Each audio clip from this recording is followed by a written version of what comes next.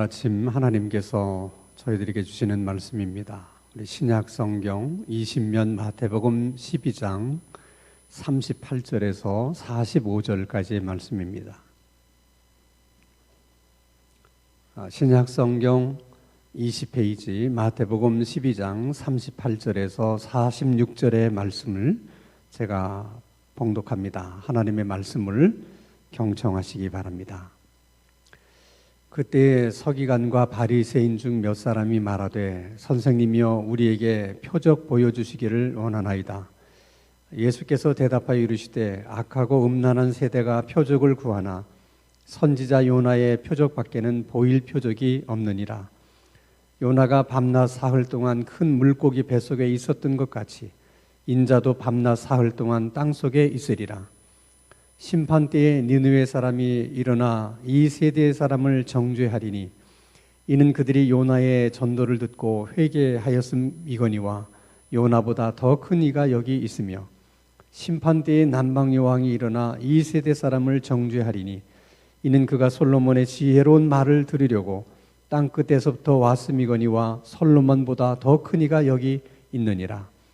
더러운 귀신이 사람에게서 나갔을 때에 물 없는 곳으로 다니며 쉬기를 구하되 쉴 곳을 얻지 못하고 이에 이르되 내가 나온 내 집으로 돌아가리라 하고 와보니 그 집이 비고 청소되고 술이 되었거늘 이에 가서 저보다 더 악한 귀신 7을 데리고 들어가서 거하니 그 사람의 나중 형편이 전보다 더욱 심하게 되느니라.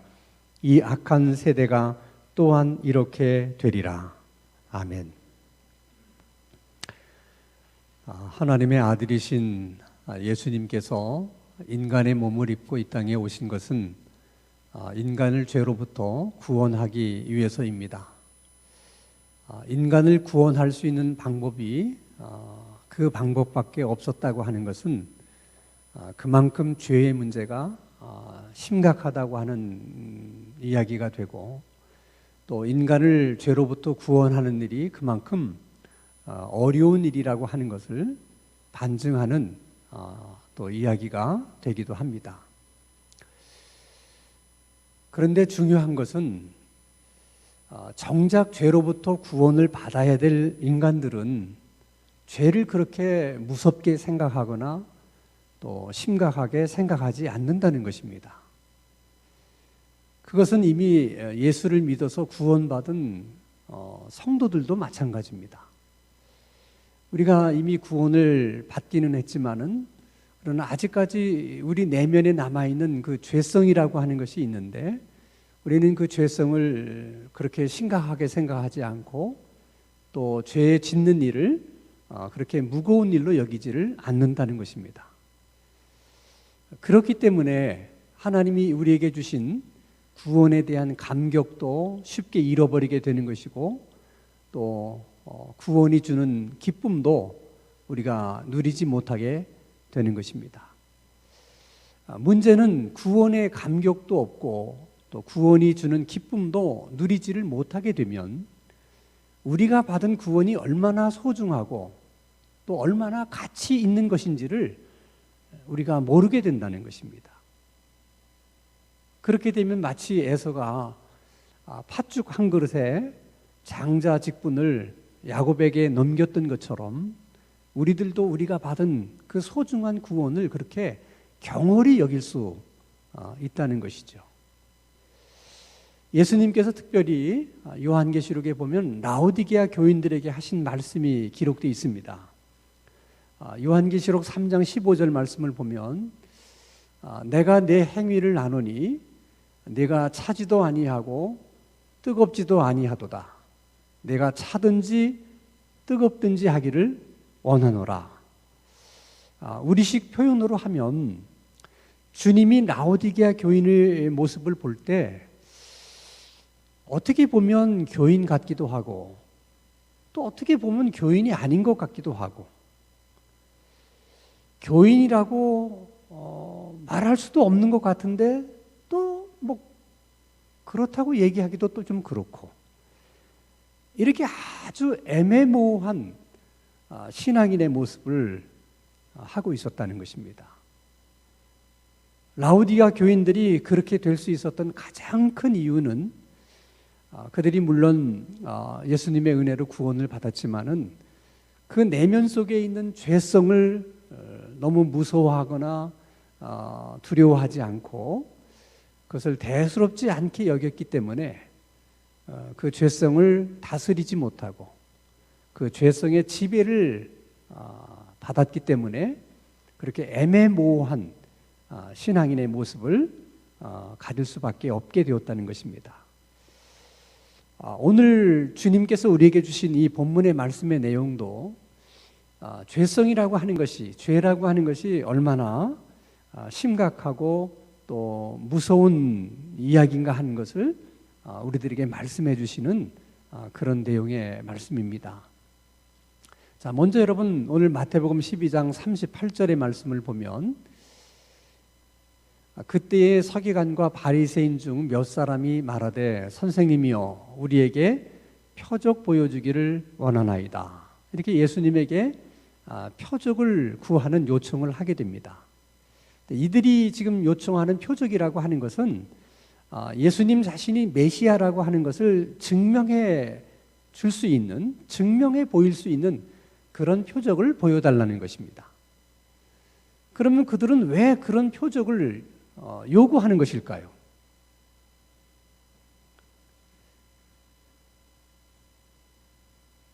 여러분 생각은 어떻습니까? 왜 그들이 그런 표적을 갑자기 요구를 하는 것이겠습니까? 자, 우리가 지난 시간에 말씀을 생각했던 것처럼 예수님께서 말하지도 못하고 또 보지도 못하는 그런 환자를 치료하셨습니다. 예수님께서 행하신 그 기적을 보고 많은 사람들이 이분이 다윗의 후손이 아니냐, 또 메시아가 아니냐, 그런 반응에 놀란 바리새인들이 어떻게든 그 분위기를 좀 모면해 보려고 그런 것이 아니고 이것은 예수님이 귀신의 왕 바알세불을 힘입어서 이런 기적을 행한 것이다, 이렇게 말합니다.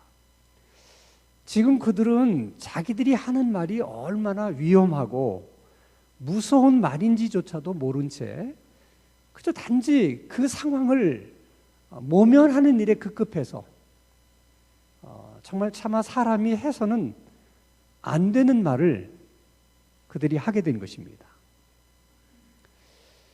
사실 그들이 그렇게 말한 것은 그냥 어쩌다 보니까 그렇게 말을 한 것이 아니고 사실은 자기들이 말한 것처럼 그렇게 사실은 믿고 싶었던 거예요. 그래서 예수님이 그들의 말이 얼마나 잘못되었는지를 조목조목 이렇게 이제 논증을 해서 그것이 잘못되었다고 하는 것을 가르쳐 주십니다. 그리고 그들에게 하는 말이 사람은 누구든지 자기가 한 말에 대해서 책임을 져야 된다. 너희들이 방금 나에게 한 그 말은 이 세상에서 오는 세상에서도 용서받을 수 없는 성령을 회방한 죄이고 성령을 모독한 죄다. 그렇게 말씀을 하신 것입니다. 자, 여러분 거기까지만 우리가 생각을 해봐도 그 당시의 분위기가 어떠했을 거라는 것을 충분히 짐작할 수 있지 않겠습니까? 그래서 서기관과 바리새인 중 몇 사람이 예수님에게 표적을 구하는 것입니다. 그 의도는 왜 당신은 번번이 우리에게 대해서 우리가 무슨 말만 하면 책망하고 잘못됐다고 그러고 왜 그러시는 것이냐?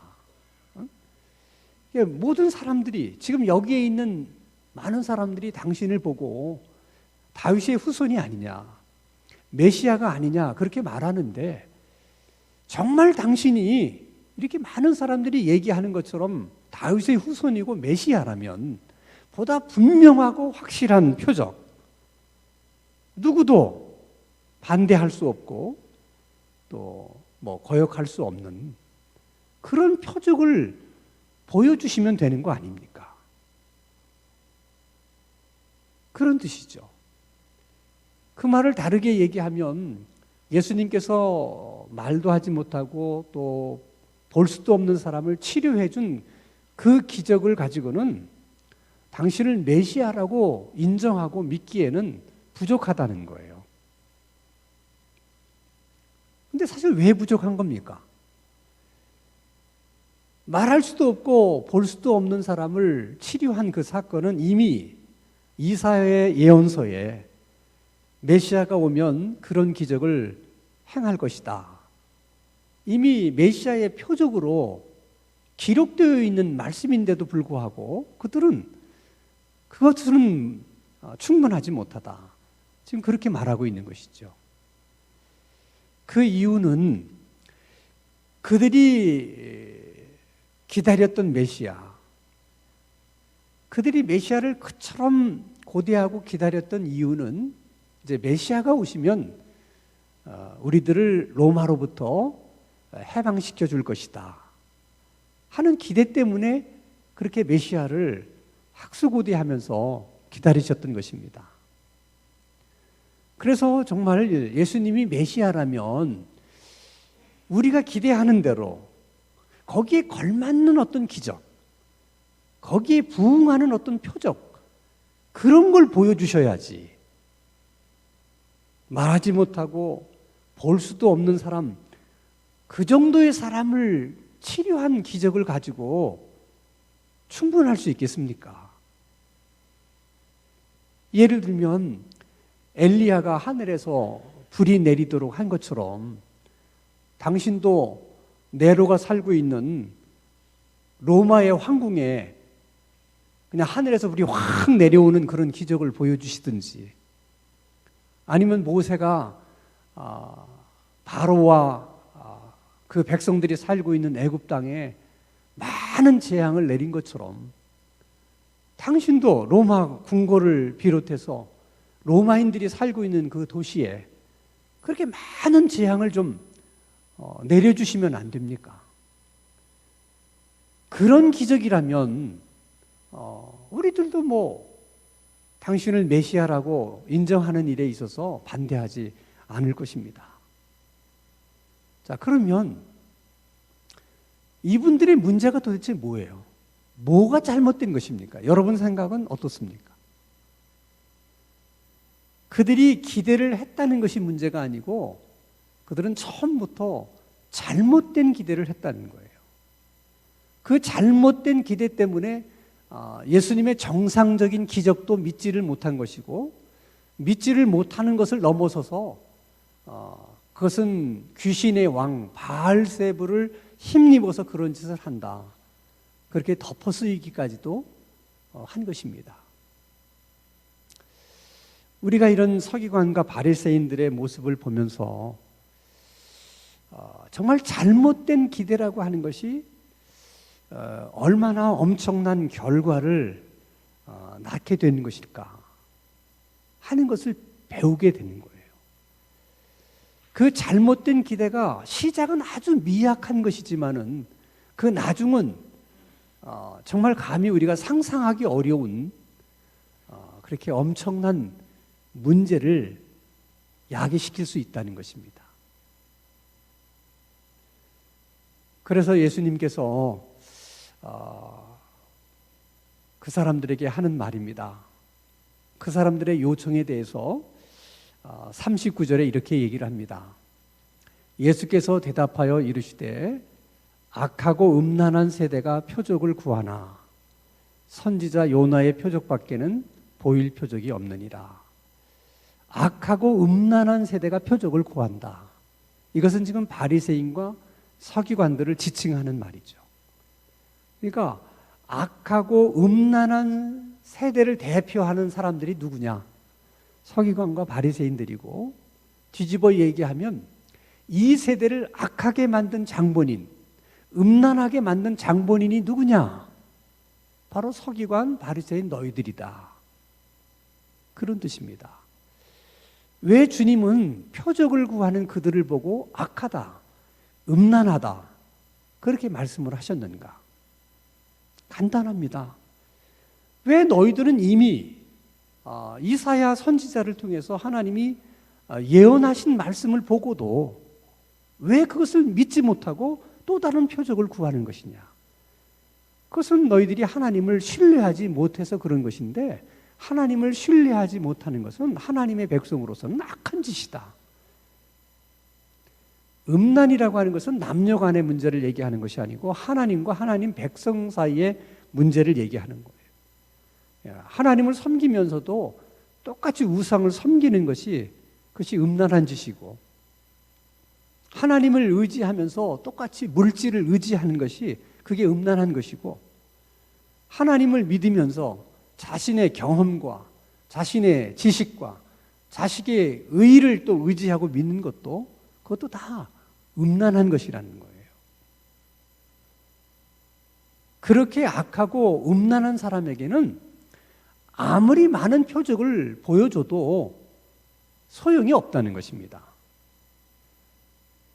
예를 들면 여러분, 이스라엘 백성들이 광야 40년을 사는 동안 그들은 매일같이 하늘에서 내리는 만나를 먹고 살았어요. 매일 하나님의 기적을 체험하고 경험하는 것입니다. 그들은 하루하루의 삶이 기적의 연속이에요. 그러나 그 만나에 익숙해지면서 만나를 먹는 일을 아주 당연한 일로 그들은 여기기 시작했어요. 그래서 매일처럼 기적 속에 살면서도 불평하고 원망하고 하나님을 불신을 했습니다. 우리 생각에는 하나님이 뭔가 엄청난 표적과 기적을 보여주면 우리가 믿을 것 같지만은 하나님의 생각은 그렇지 않으세요. 하나님이 보여주신다고 해서 보여주신 대로 보느냐? 그렇지 않아요. 사람들은 자기가 보고 싶은 것을 그냥 봅니다. 사람들은 그냥 자기가 믿고 싶은 것을 믿는 거예요. 왜 그러는 것일까? 왜 하나님이 보여주시는 대로 보지 못하고 말씀하시는 대로 듣지 못하는 것일까? 그게 바로 우리 안에 있는 죄성이 우리를 그렇게 만드는 것입니다.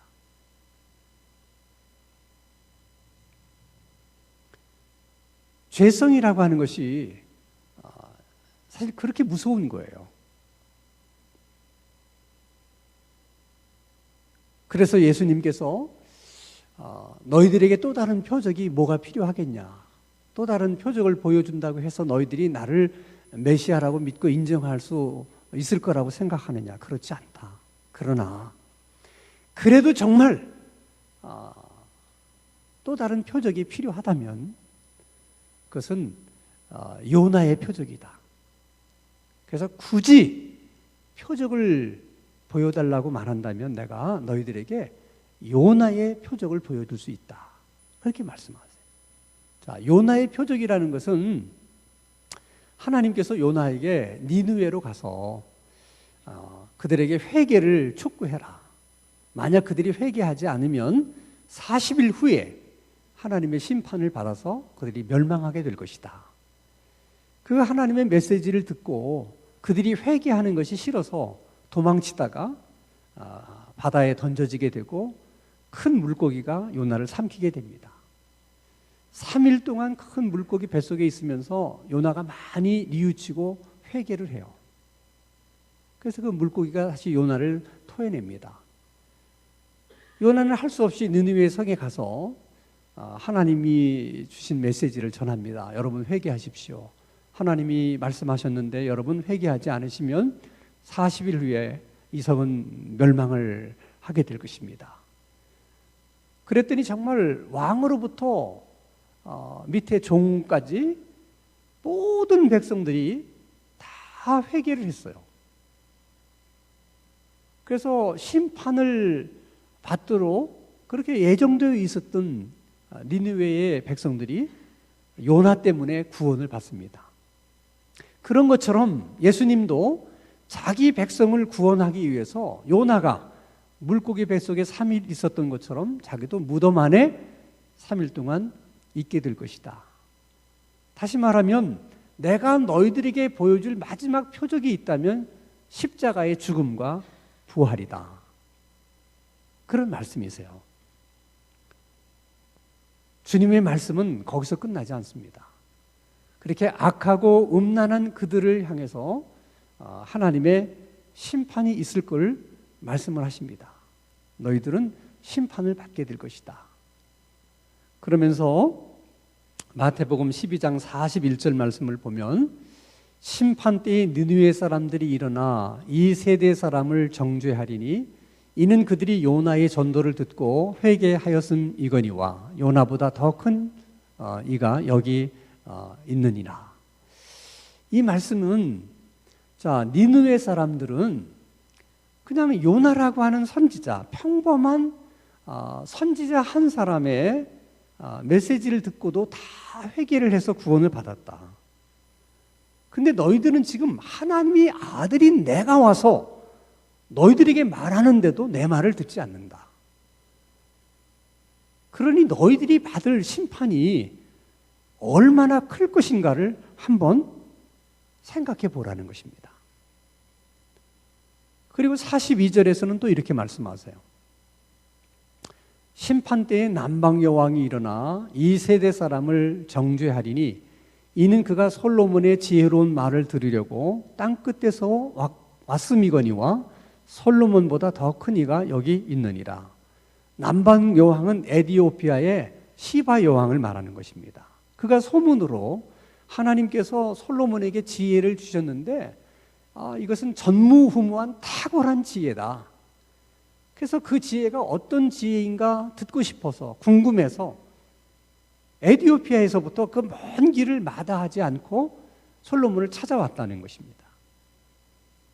그런데 지금은 서기관과 바리새인들이 그런 하나님의 말씀을 들으려고 주님께 찾아온 것이 아니라 오히려 하나님의 아들이신 주님이 하나님의 말씀을 전하기 위해서 그들에게 들려주시기 위해서 직접 서기관과 바리새인들을 찾아왔다는 거예요. 그런데도 그 하나님의 아들이 전하는 말씀을 거절했다는 것입니다. 그러니 너희들이 받을 심판이 얼마나 클 것인지를 너희 스스로 한번 생각해 보라는 것입니다. 그래서 이 말씀은 저를 포함해서 사실 한국교회 모든 성도들이 아주 진지하게 아주 깊이 생각해 봐야 될 말씀이라고 저는 생각해요. 여러분, 한국 교회만큼 신앙생활 하기가 좋은 그런 나라가 세상에 또 어디 있겠습니까? 한국 교회만큼 하나님 말씀을 듣는 일이나 보는 일이나 공부하는 일이나 기도하는 일이나 모든 면에 있어서 이렇게 자유롭고 기회가 많이 주어지는 그런 나라가 어디 있습니까? 우리가 여기에서 만약 잘못하게 된다면 그래서 훗날 다른 나라 사람들에 비해서 우리가 받아야 될 책임이 너무 사실 크다는 거예요. 그래서 우리는 이런 서기관과 바리새인들에 대해서 무조건 우리가 비난할 것만이 아니라 그들을 통해서 우리가 깨달아야 되고 어쩌면 주님이 자꾸 그들에 대해서 이렇게 심한 말씀을 하시는 것은 그들을 우리의 거울로 삼기 위해서 그러는 것일 수도 있어요. 그들을 보면서 너희 자신들을 보라는 거예요. 서기관과 바리새인들의 이야기는 단순히 서기관과 바리새인들의 이야기가 아니고 어쩌면 바로 그 이야기가 우리들의 이야기일 수 있다는 거예요. 우리들은 스스로 다 잘 믿는다고 생각하잖아요. 서기관과 바리새인들은 그렇지 않았습니까?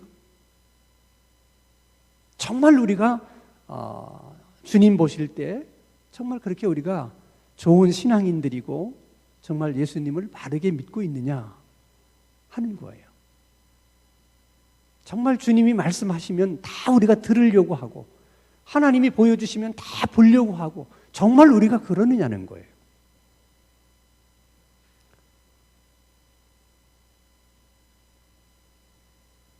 더 우리 마음을 두렵게 하는 것은 그들을 향해서 심판을 말씀하시면서 하나님의 심판이라고 하는 것은 꼭 뭐 죽은 이후에 뭐 저 세상에 가서만 심판을 받는 것이 아니라 우리가 살고 있는 이 땅에서도 하나님의 심판을 받는다. 그리고 이 땅에서 받는 심판이 무엇인지에 대해서도 주님이 말씀을 하세요. 그게 또 두려운 거예요. 우리는 심판이라는 것이 더 죽음 이후에 있는 일이기 때문에 아직 우리에게는 상관이 없는 일인 것처럼 생각해서 그렇게 두려워하지 않아요.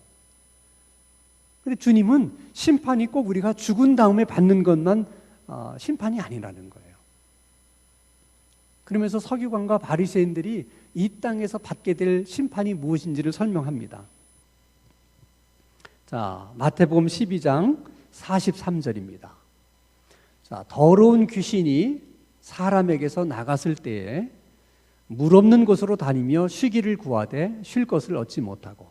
가만히 화면에 띄워두세요. 자, 예수님이 귀신을 부를 때의 호칭에 유념하셔야 됩니다. 귀신을 부를 때 뭐라고 불렀냐면 더러운 귀신이라고 부릅니다. 그러니까 귀신의 그 아이덴티티, 정체성은 더럽다는 거예요. 더러운 존재라는 겁니다. 자, 그 더러운 귀신이 사람에게서 나갔다는 것은 사람 안에 있었다는 걸 전제하는 것입니다. 귀신은 사람 안에 있을 수 있다는 거예요. 그러면 더러운 귀신이 사람 안에 들어가면 어떻게 될 것 같습니까? 그 사람이 더러워지는 것이죠. 왜? 더러운 귀신이 그 안에 있으니까. 그러니까 말하는 것도 더러워지고 생각하는 것도 더러운 생각을 하게 되고 행동하는 것도 더러운 행동을 할 수밖에 없다는 것입니다. 자, 그런데 중요한 것은 귀신이 나가서 물 없는 곳을 다니면서 자기 쉴 곳을 찾았는데 찾지를 못했다는 것이죠. 얼마나 많은 곳을 다니면서 쉴 곳을 찾았겠습니까? 근데 결론은 찾지를 못했다는 거예요. 그 얘기는 이 세상은, 우리가 살고 있는 세상은 귀신이 쉴 만한 곳이 한 군데도 없다는 것입니다. 그래서 믿지 않는 사람들은 뭐라고 얘기해요? 세상에서 가장 불쌍한 귀신이 구천을 헤매는 귀신이라 그러잖아요. 그들은 이런 성경의 내용을 알아서 그런 것이 아니라 그저 그들의 경험을 통해서 또 귀신과의 관계를 통해서 그냥 알게 된 지식이에요. 그러니까 끊임없이 구천을 떠도는 귀신들이 쉴 곳이 없기 때문에 쉴 곳을 찾는 장소가 어디냐면 사람이라는 거예요. 그러니까 다 사람 속에 들어가려고 그러는 거예요. 사람 속에. 자, 44절을 봅니다. 44절도 띄워놓으세요. 자, 이에 이르되 내가 나온 내 집으로 돌아가리라 하고 와보니, 놀라운 것은 자기가 들어있었던 그 사람의 마음을 지금 귀신은 뭐라고 주장해요? 내 집이라는 거예요. 놀라운 얘기입니다, 여러분. 우리는 어떻게 생각하든지 상관없이 귀신이 뭐라고 얘기하냐면 저 사람이 내 집이라는 거야. 내가 거할 곳이라는 거예요. 이게 얼마나 여러분 무서운 얘기예요. 우리는 이런 생각을 전혀 하지 못하잖아요. 근데 귀신은 끊임없이 집을 찾아 헤매고 한번 들어가면 그것을 자기 집이라고 생각하기 때문에 어쩌다가 쫓겨나게 되면 내가 갈 곳이 거기 말고 어디 있겠느냐. 그래서 다시 들어가려고 계속 기회를 엿보는 거예요. 그러니까 여러분, 한번 귀신이 쫓겨난 사람도 관리를 잘하지 못하면 또 들어오게 된다는 거예요, 귀신이. 근데 재밌는 사실은 그 집으로 또 들어가겠다고 와서 보니까 놀랍게 그 집이 비어 있었고 또 청소가 되고 다 수리가 되어 있었다는 거예요. 그 얘긴즉슨 그 귀신이 그 사람에게서 나간 후에 그 상태가 여러 가지로 좋아졌다는 것이죠.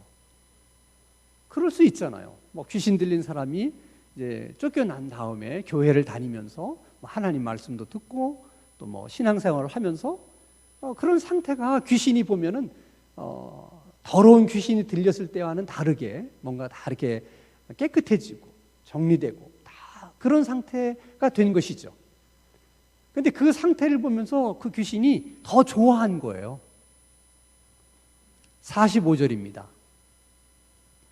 이에 가서 저보다 더 악한 귀신 7을 데리고 들어가서 거하니. 자, 여기서 중요한 것은 더 악한 귀신을 데리고 들어갔다 하는 말 속에는 귀신들도 등급이 있어요. 근데 귀신의 등급이라고 하는 것은 무슨 기준으로 등급을 매기느냐면 악한 것을 가지고 등급을 매겨요. 그러니까 귀신이 다 똑같은 귀신이 아니라 더 악한 귀신이 있다는 거예요. 그러니까 더 악한 귀신은 더 악한 일을 많이 할 수 있는 능력이 있고 더 악한 일을 많이 하는 귀신이에요. 그런 귀신을 흔히 세상 사람들은 센 귀신이다 그렇게 표현을 해요. 그러니까 귀신이 다 똑같은 귀신이 아니라는 거예요. 센 귀신이 있고 좀 덜 센 귀신이 있다 하는 얘기입니다. 그런데 이 귀신이 다시 들어갈 때는 자기보다 더 악한 귀신, 더 센 귀신 7을 데리고 들어갔다는 거예요. 왜 그런가? 자기가 혼자 들어갔을 때는 힘이 딸려서 쫓겨났지만은 내가 이번에 들어가면 다시는 쫓겨나지 않을 것이다. 그렇게 결심을 하고 자기보다 더 악한 귀신 7을 데리고 들어간 거예요. 그런데 실제로 여러분 귀신 쫓아내는 사역을 많이 하다 보면 이렇게 쉽게 귀신이 나가는 경우도 많지만 아무리 성령 충만한 그런 주의 종들이 한 사람도 아니고 여러 사람이 들러붙어서 며칠을 기도해도 안 나가는 귀신이 있어요. 그런 귀신이 바로 저런 거예요. 여러 귀신이 들어가 있는 게 한 사람 속에. 그럼 안 나가요. 그냥 며칠을 수고하면 그 많은 귀신 중에 하나가 나가요. 겨우 하나. 그리고 또 한쯤에 하나 나가요. 근데 7 귀신이 들으면 그래도 한 7번 만에 다 나가면 좋은데 7이라는 숫자가 사실은 저게 완전수거든요. 그러니까 단순히 7이라고만 말할 수 없이 더 많은 숫자의 귀신, 성경에서 말하는 군대 귀신 이런 것일 수 있다는 거예요.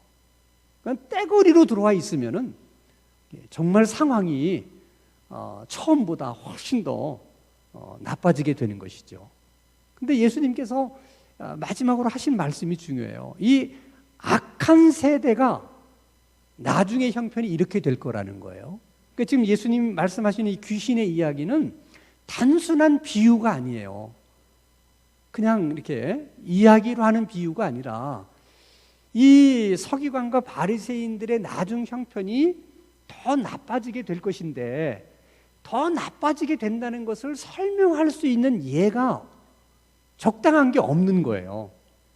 그래서 지금 귀신 들린 이 사례를 들어서 지금 그들이 얼마나 나중 형편이 나빠지게 될 것인가를 예를 든 것입니다.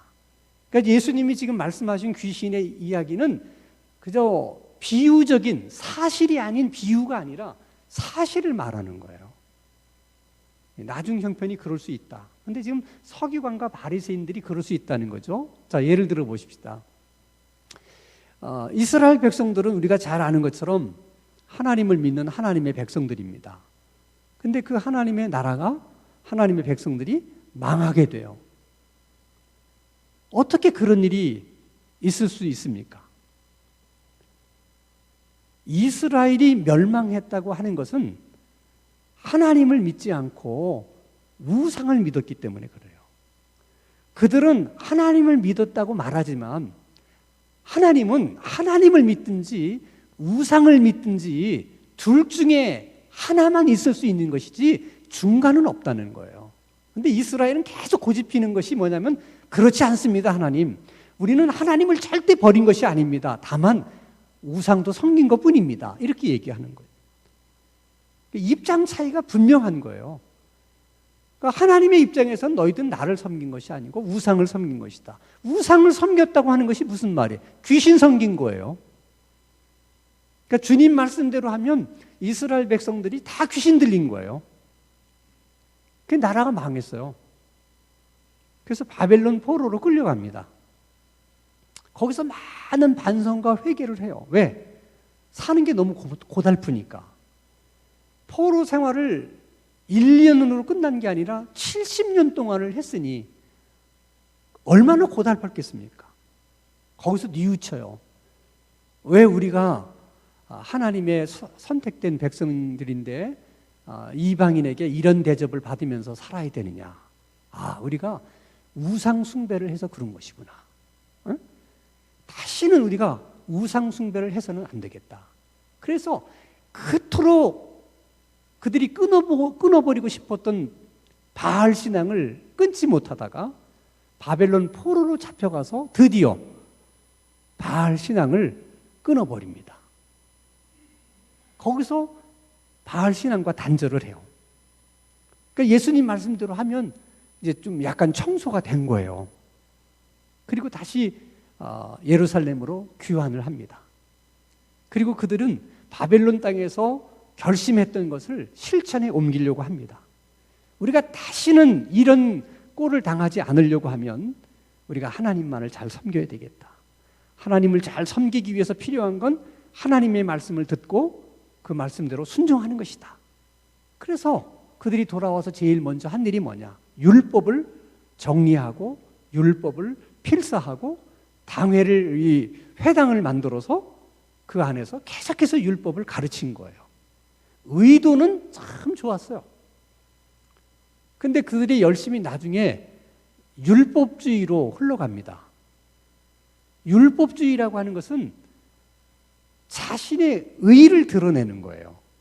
그러니까 그들에게는 하나님의 말씀을 지켜서 하나님의 마음을 기쁘게 해드린다고 하는데 의미가 있는 것이 아니고 율법을 열심히 지키는 자기 의에 관심이 더 많은 거예요. 그러니까 하나님은 없고 누구만 있느냐? 율법을 잘 지키는 자기 의만 있는 거죠. 사람들의 눈으로 보면 하나님을 열심히 섬기는 사람인데 귀신이 보면 주인이 없는 거예요. 하나님이 없는 거예요. 그냥 율법을 잘 지키는 자기 의만 있는 것뿐입니다.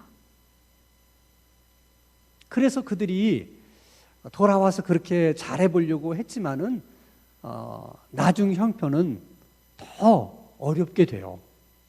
얼마나 어렵게 되느냐? 자, 마태복음 27장 24절입니다. 빌라도가 아무 성과도 없이 도리어 밀란이 나려는 것을 보고 물을 가져다가 무리 앞에서 손을 씻으며 이르되 이 사람의 피에 대하여 나는 무죄하니 너희가 당하라. 자, 예수님을 이제 신문하는 과정 속에서 빌라도가 보니까 예수님이 죄가 없다는 걸 알았어요. 근데 죄 없는 사람을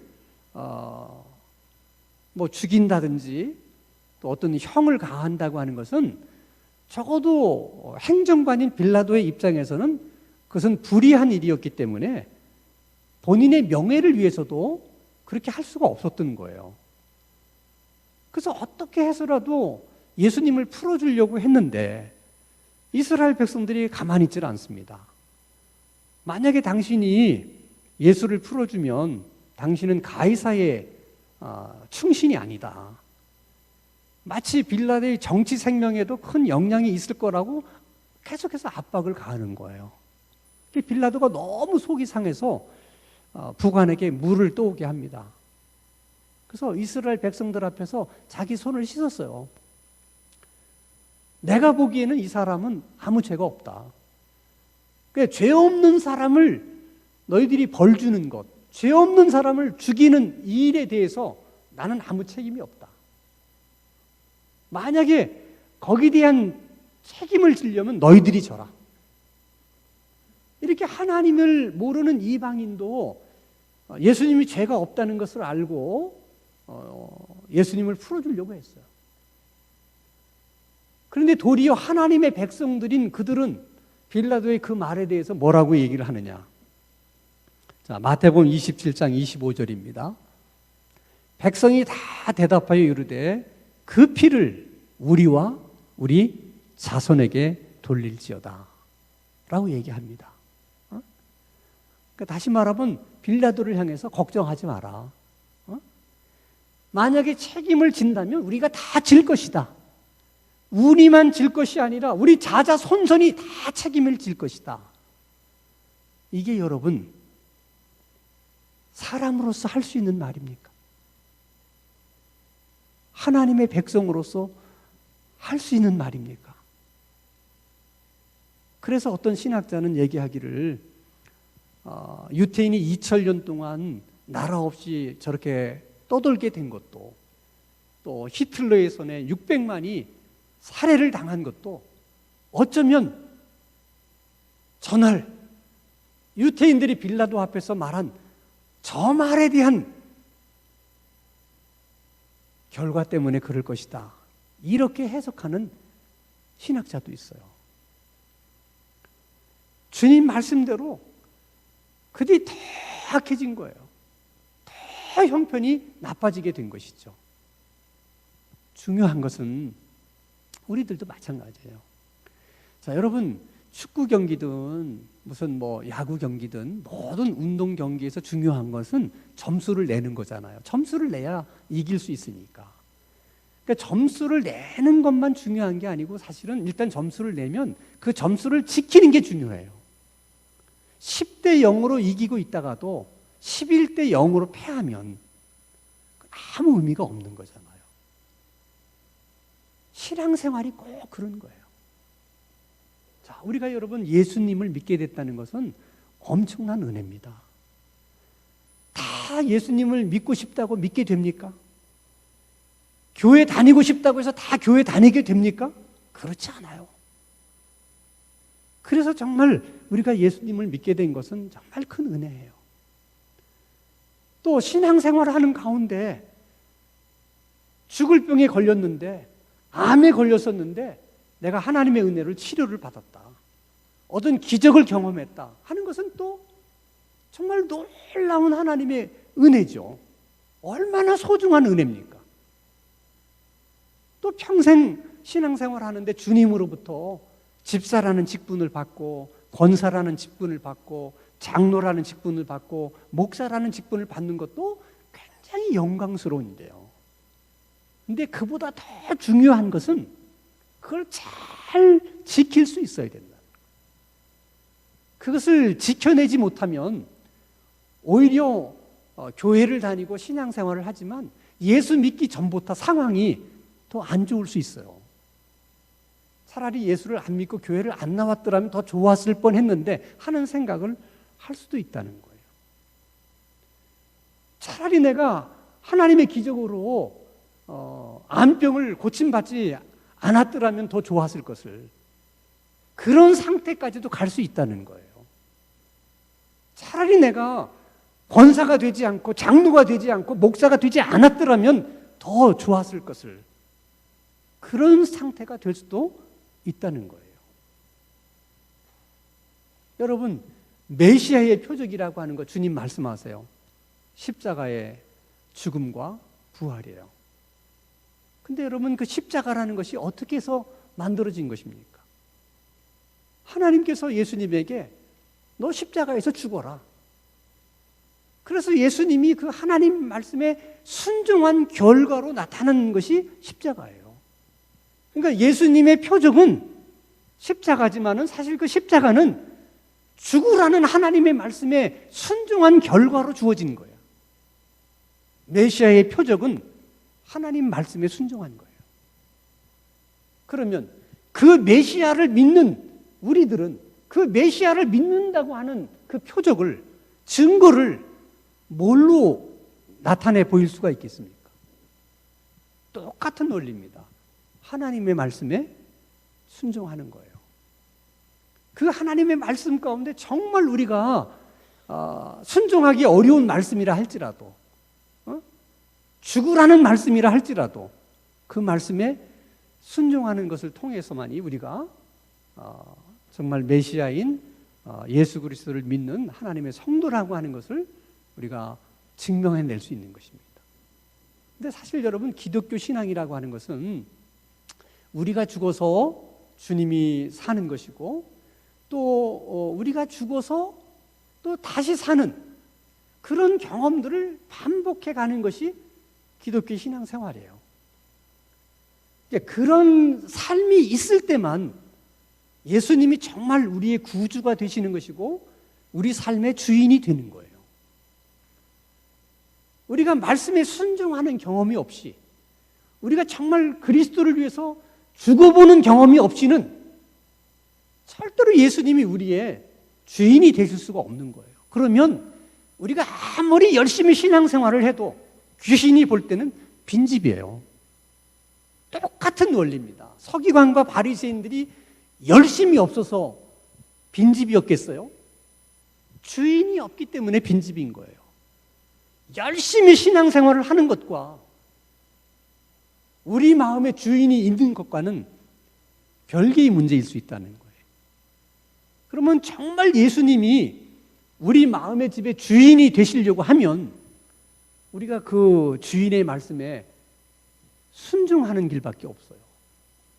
우리가 순종을 해야만 그분이 우리의 주인이 되시는 거예요. 그래서 정말 예수님이 항상 우리 마음의 집에 주인이 되실 수 있도록 우리가 그분의 말씀에 순종할 수 있는 은혜를 하나님께 구하고, 그런 신앙생활이 될 수 있도록 더 열심히 하나님 앞에 기도하면서 그의 긍휼을 구할 수 있는 우리들의 신앙생활이 될 수 있기를 주님의 이름으로 축원합니다. 거룩하신 아버지 하나님, 우리가 예수님의 보혈의 은혜로 구원을 받았지만 그래도 우리 안에 죄성이 여전히 남아있음을 고백합니다. 늘 기도하면서 조심스럽게 신앙생활할 수 있는 은혜를 베풀어 주시옵소서. 우리가 구원받은 하나님의 자녀인 것을 우리의 소유나 우리의 능력이나 우리의 성공으로 증명해 보이려 하지 않게 해주시고, 하나님 말씀에 순종하는 삶의 모습으로 드러낼 수 있게 하여 주시옵소서. 예수 그리스도 이름으로 기도하옵나이다. 아멘.